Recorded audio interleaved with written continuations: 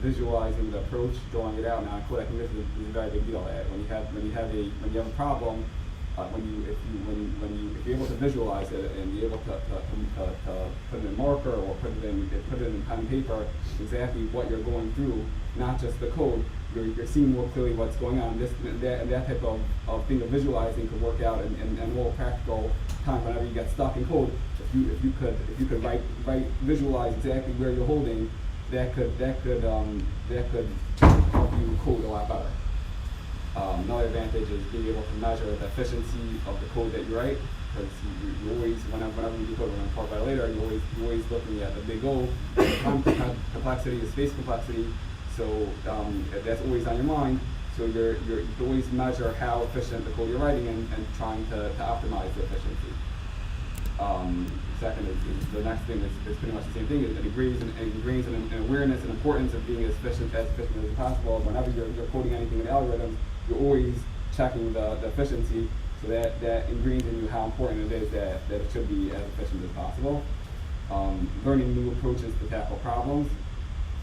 Learning how to implement the approach with code, so you're learning how to all these different approaches, and then how to do that more practically. Learning how to code more clearly. You're seeing how other people do it, and you see how people are doing it more clearly. Becoming more present and focused when you code. Especially if you're drawing it out, you're seeing clearly exactly where you're holding, so you could be more present, seeing exactly where you're holding while you're coding. Another advantage is you become more familiar with the syntax of the language you're coding in. You're studying algorithms, you're becoming more familiar with different ways of doing it. And you'll have a higher standard for your code because once you know all these different approaches, the more approaches and more things that we're going to talk about you have in the back of your mind, then you know how much better your code could be. If you could do something more in constant time, then you shouldn't be settling for something less. And if there's a few different approaches, you can measure which one's the best and always have the highest standard. Okay, so I guess everyone could break it down to the way they want, but I broke it down to 6 components, and that'd be the visual, which I feel is the most important, because the code, let's say you have 300 algorithms that you go through, so you can't, if you just memorize the code, you're not be able to compare from one to another. You can't. It's just lines of code. It's not something that you could learn from to something else. Once you have the visual and you see the approach in the visual, so then a lot of times you could say, okay, fine, I have this visual. Maybe I could apply this to other places. The actual code, obviously, you have to be familiar with the code and how to implement it. Your own words. So your own words. A lot of times I see a lot of times when I'm writing algorithms, and when I'm finished, I write in my own words. If I come back to it later, a lot of times the words are different because there's new things that you're writing in your own words based on your knowledge then. So you're writing the stuff that are solution to you, the things that are new to you. And then maybe later on you'll have less words to write, but it's the words that it takes for you to understand this algorithm, and then you have in your own words. If you're understanding what you feel the steps it takes to go through it, which again could be used for other algorithms. Time complexity, how long it takes for the code to do. So that's we have we'll go through a couple of the cases, but we have let's say O of n, O of 1. Does it take that? Let's say you give them a string. You have to go through every single letter. You have sometimes it could be exponential. Sometimes it could be log of n that you keep on breaking down in half. Space complexity is the same thing. How much space does it? How much not in time, and how much space does it take? And then verifying test case is important to verify that it works. Okay, so I'm going through a more simple. First, I'm going to go through a more simple case of all those 5 components. So max value, I'm sure people know. You're given an array of numbers, and you're supposed to give the max value. So if you visualize, especially with the pointers, so you see clearly where you're holding it every point, and you're going through it to find the highest one. But if you draw it out, you see clearly what you're working, what you're pointing at every single time. Then there's the code, which So here it's max value. First, for max, you could take the first letter, or you could take negative infinity, and then you go through the numbers, and only when a number is higher, then you make max that number, then you return that number. And you test it. So let's say we go through this code. You take max, let's say you take max as 4, then you go through every single letter. Is 7 more than 4? Yeah, so 7 would become max. It's 2, no, so you wouldn't do anything. 8, yeah, it would become max. 9 would become max. 10 would be max. And if you look through the numbers, you see that actually 10 is the right number. So that your code was good code. And you put in the words, iterate to every number, check if higher than max. If it is, set it to the number, set that number to the max. Then you look at the complexity. The time is, you have to go through every single one, so the time is O of n. When it's space O of 1, you're only setting one value. You don't have to set the whole array. Okay, so now before we go through all these the different types of algorithms, let me just go this way, is a paradigm shift. That a lot of times you look at it like a bunch of random algorithms to memorize. What's the point of it? It's just for interviews, and I would say that you should have a shift of the way you're looking at it. Should be looked at as tools. Every single algorithm you learn could be applied to other places, and the approach could be applied to other places. It's not just random algorithms that you're memorizing. Okay, so now we'll go through a few of the tools, and then that's the main part of this. So the first one is 2 pointers, then a Hashmap hash set, changing pointers, the dummy head, queue, stack, try, and memoization. So let's go through one at a time. 2 pointers is you have a pointer. Let's say over here you have a pointer. You're trying to over here you have, let's say for 5 sort, you want to put 5 at the end of the algorithm. So you swap every single time that one's not. So you move. First you set this pointer over here, and then you could set this one until you don't reach a 5, and then you swap it. So you see clearly what you're doing. You can use 2 pointers for palindrome. You want to make sure that they're the same, so you just start at 2 different sides. And for on most algorithms, or let's say half algorithms, you're usually using pointers you're iterating through code. So just visualizing that, having an arrow, I think just makes you so much more focused. This is the number that we're at right now, and you have a few pointers pointing at different places, and you can see clearly, if you write it down on a piece of paper, you can see clearly where you're holding at every single point, at every single step of the way. Can you just explain? I don't understand what 5 sort is. Oh, so a 5 sort is you wanna put all the 5s at the end of the array. So one approach of doing that is having 2 pointers. You have one pointer initialized to 0 index, and then you take another pointer initialized to the array's length -1, and then you look at it. You first look at the last pointer and see if it's a 5, and if it's a 5, then move that over.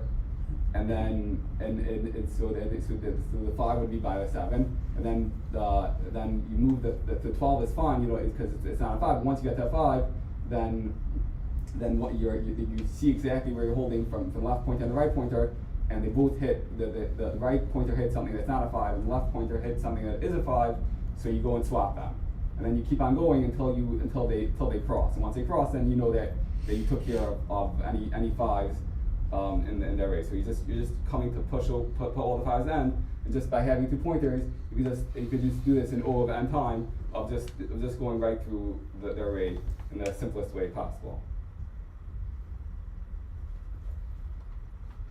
If anyone has any other things to use it, like then I'd be welcome to share, like different things you could use pointers for more practical thing. We'd love to hear from other people, or from any of the other data structures and algorithms that we go through. I'd love to hear that also. Okay, Hashmap. Hashmap is used all the time. That should be always on top of your mind, because Hashmap it's constant time. There's some hash that you know exactly where a certain number or a certain letter is going to be in your code, all the keys of the code. Or a hash set is just you know exactly where everything's going to be. So it's O of 1 lookup, and for any type of algorithm, you're trying to store things, Hashmap could always be a very efficient way of working through it. So let's say over here we're doing pure sum. So you're trying to get the two numbers from this array that would equal to 8. So you go through the numbers, you go 3 and you put it into Hashmap, and then you're storing the index. Let's say you want to have the index to return it. Maybe you can use the hash set the hash set if you just want the number, and then you're just looking for the complement. You do 8 minus 3, and you check to see if 5 is in there, and then you don't have that there yet. But once you get to 5, you look for once you get to 5, you see 3, and then you could return that it's there. Or if you're looking for the max value, or looking for anagrams, anagrams is you want to see that they have the same amount per the same number per for every single letter. So that's just a simple way of memorizing, of having in store exactly what you have and using it. So Hashmap could be used a ton, and it should be used as much as you could, that you could have constant time lookup. For pure sum, you can also use it to pointer. For pure sum. If you sort it first, then you put a pointer at each end of the array. You could figure out if you have a pair that's equals the target. Basically. Why? How? Okay, let's say it's sorted. If it's sorted, that means you increase if you're below the target, and you decrease, meaning you move the right pointer if you're above the target, and you move the left pointer if you're below the target, and then you'll automatically get to the target in a little bit. Got it. Okay, thanks. Okay. Next one is changing pointers. A lot of times, sometimes you want to just reverse linked list or flip a binary tree. So it sounds like crazy. How would you flip a linked list? How would you? And flipping a binary tree also sometimes could sound very confusing. But if you just change the pointers of what say in a linked list, it's always that next, where it's pointing to. So and you're obviously you're gonna have to have the pointers pointing at the A and the B and keeping track of what the next one is. And you do the dot next to the previous one. That's an approach to flipping around the direction of something's holding. A dummy head. I like that approach. That not everything has to have value. Sometimes maybe you can use it for other things, but for let's say merging a list, you want to have it. You want to set an order. So obviously you could look through and see which one's less. But it could just be easier sometimes just to have something a dummy head that you're not even using at all. And then afterwards the rest of the algorithm could have just the same approach, just looking for the smallest one. You don't have to look at the first one, see which one's bigger. You just have a dummy head, and then in the end you just give over the next of the dummy head to give the head of the list. Okay, queue and stack. This is very very important. There's two different ways of let's say you want to traverse a binary tree. So there's two different ways of traversing it. You want to go through every single ladder or every single node in the tree. Either you have a queue. So a queue is first in, first out. So if you're putting the A first, then so you're gonna have you put an A, then you push in the B and the C, and so then B comes C's gonna. C's gonna come in before the B, because as soon as you do the B, you're gonna put in the C. Either way, the C's gonna be third. Sorry, but once you put in the C, what's gonna be next? Are you gonna be going to the? Are you going deep in, or are you going to be going to the shallow? So if you're using a queue, so then your A comes, then the B, then the C, and then B was next. So then you're gonna do the D, and then you're gonna take the E, and then you'll take the F. Right? If you're doing a stack, so that's the last in goes out first. So you put in the A, and then you put in the B. Then you put in the C, and then once you put in the C, I guess it's not exactly. I'm just realizing now it's not exactly that first, but then once you put in the C, you're going to be going to the F before you go to the depth first rate. You can go to the F before you go to the D or the E. So a Q could be used a lot more for, it's used in trees and graph and grids. You could use it for finding the shortest path. And let's say you have a graph. So if you're always checking, it's first in, first out. So you're always checking what you put in first. So if you want to try to find let's say the shortest path, a Q would be the best approach. A stack, I saw somewhere, I was seeing on like Stack Overflow, a stack could be used a lot for like games. Let's say they're trying to figure out, let's say, chess. So they're going a few moves ahead and trying to figure out what's going to be the end of the game. So it's a lot of the same code, a lot of the same logic over and over again, but you're just going deep into it. So it could just be more appropriate to use a stack over a queue. I mean, it really depends what the structure of the tree is, whether you choose a queue or a stack. If it's a very wide tree, you should use a stack because a stack works with depth. And if you have a very deep tree, a lot of levels, then you would use a queue because. You see, for the memory. Right, exactly. That would be the difference. Nice. Also depends which type of tree is built. This tree right here is built for breadth first search. If you want a depth first search tree, you have to build it differently.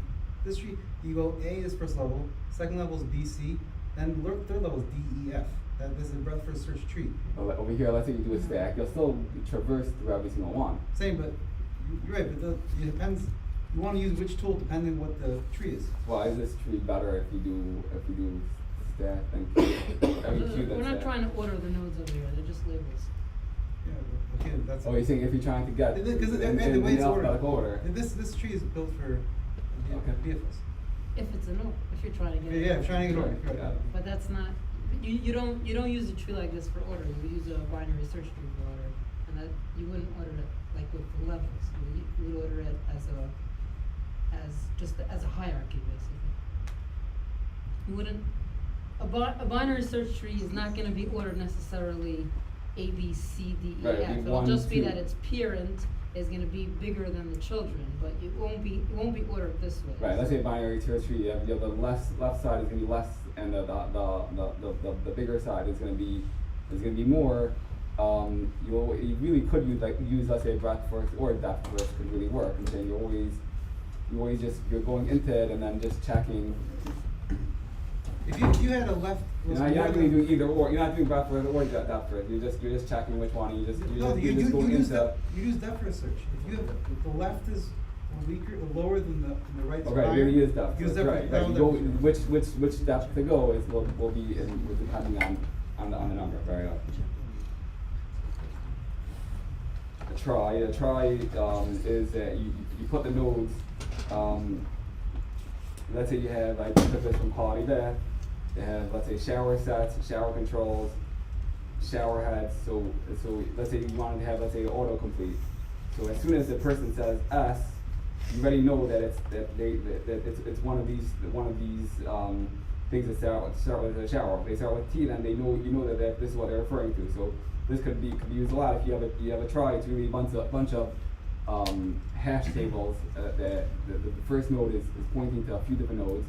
So as soon as you type one letter, it knows exactly which letter it is, and that points to a few different letters, however many letters it goes to, and so you know exactly. So for searching it could be very efficient. Last thing I wrote was memoization, which I forgot to do a picture first. I'm going to use this.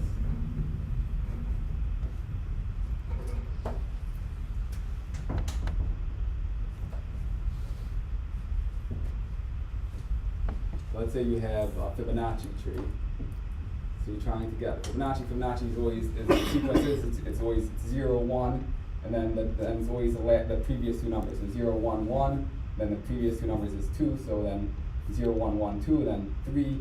Then whatever. That's the sequence. So whenever you check, you're always checking what the two previous Fibonacci's would have been. So over here, let's say you go. You draw it out, and drawing it out just makes it so much clearer what you're doing, what code you're writing. So 4, 3, 2,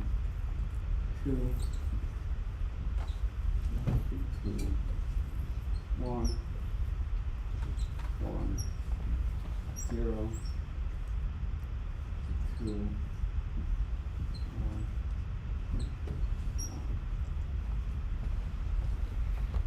0. And then once you hit a base case, you know where you're holding, and then you can stop there. So 1 and 0, and now we're going to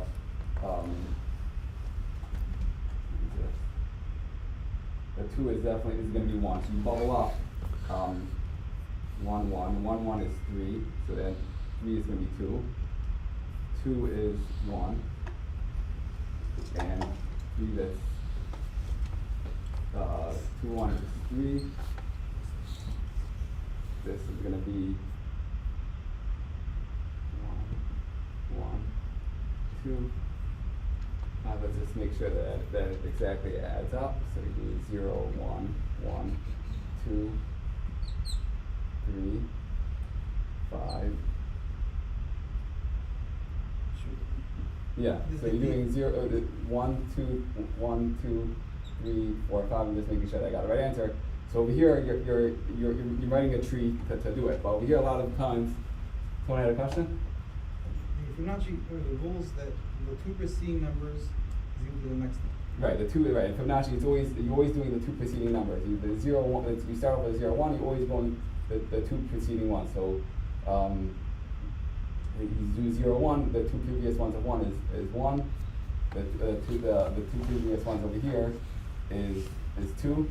The 2 previous ones when you got over here is 3, and the 2 previous ones when you got over here is 5. So 5 should be 5.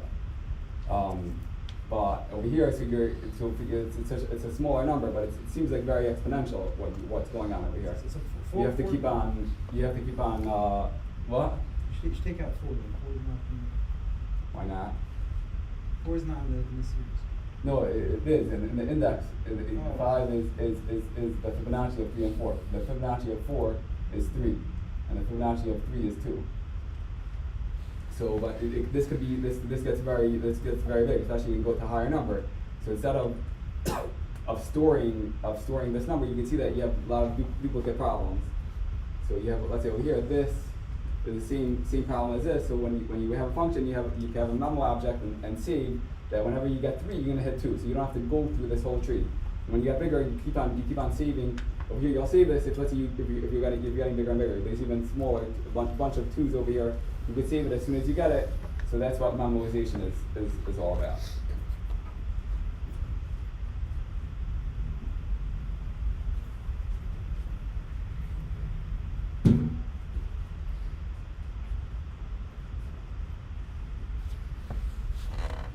It's not a comprehensive list, but the more tools you have, the more problems you'll be able to solve, and the more efficient you'll be able to cook. Okay, then dealing with recursion, that's something that was very hard for me. So iteration is just, I saw this from a video that was discussing fixed mindset versus growth mindset, but I thought it would be a good visual for discussing the difference between iteration and recursion. Recursion is a lot harder. A lot of times it's very hard to visualize how do you work with recursion. You're calling the same function 100 times. What exactly is going on? So actually the tool that the coding platform that I use a lot, which I love, is Structy, and he always says use a leap of faith, which I don't like. I feel like don't mix coding and Yiddishkeit. That's not you don't come on and tell me no here. It doesn't jive well with me. So how do we deal with recursion? So this is the way I do it. I guess if leap of faith works better for you, or you have a different way, then either I will. This is the way I work with it. So I always visualize a bunch of copies of that function. If you're calling it a few times the same function, so you have a bunch of copies of that same function. Realize that each have their fresh variables. That you're doing this function again. So if you have a new variable, let's say a count variable, it means the same thing. Except if you passed in a variable, obviously you'll have a value that you passed in. But otherwise, each one is you have, let's say, 5 functions over here if you're calling that same function 5 times. And then I keep on going until I hit the base case. And then afterwards I work backwards. And remember that it's not returning to the first function I called it. It only returns to that function. Then you work your way back.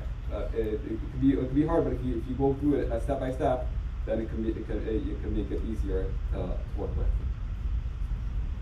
Hope this talk makes you have have more of an enjoyment for algorithms because the person who loves walking will walk further than the person who loves the destination.